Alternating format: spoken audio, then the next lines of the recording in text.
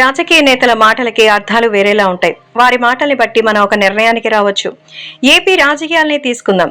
ఎన్నికల్లో అక్రమాలు చోటు చేసుకున్నాయని వైసీపీ ఆరోపిస్తోంది. మరో అడుగు ముందుకేసి చంద్రబాబు, పురంధరేశ్వరి సూచనల మేరకే ఎలక్షన్ కమిషన్ నడుచుకుంటుందని వైసీపీ నేతలు ఆరోపించడం ప్రారంభించారు. అంటే ఈ లెక్కన చంద్రబాబు ఆలోచన పనిచేసినట్టే కదా.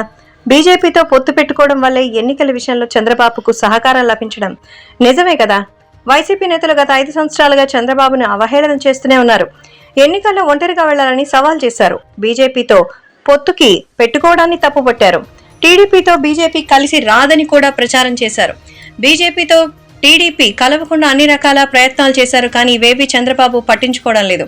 సొంత పార్టీ నేతలు వద్దని చెప్పినా వినలేదు. బీజేపీతో పొత్తు పెట్టుకున్నారు. ఎన్నికల నిర్వహణ పరంగా తాను అనుకున్న ప్రయోజనాన్ని దక్కించుకున్నారు. బీజేపీతో పొత్తు లేకుంటే ఏపీలో ఎన్నికలు సజావుగా జరిగేవా? వైసీపీకి ఏకపక్షంగా సాయం అందేది కదా. ఎన్నికల కమిషన్ కఠినంగా ఉన్న సమయంలోనే ఏపీ వ్యాప్తంగా అల్లర్లు జరిగాయి.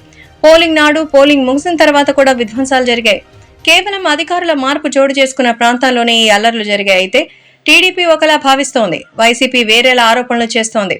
కేవలం అల్లర్లు సృష్టించేందుకే అధికారులను అక్కడి నుంచి మార్చారని వైసీపీ ఆరోపిస్తోంది.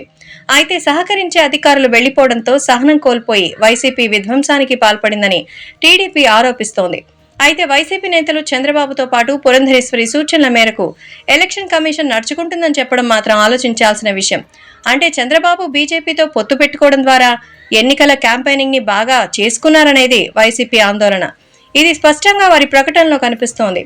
వారి ముఖంలో చేజారిపోయిన గెలుపు ధీమాలో దర్శనమిస్తోంది.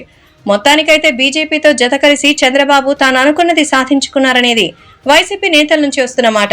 కానీ గెలుపు విషయానికి వచ్చేసరికి మాత్రం వై నాట్ 175 అన్న నినాదం వదలడం లేదు. అది కూడా అత్యంత ఆశ్చర్యకరమైనదే.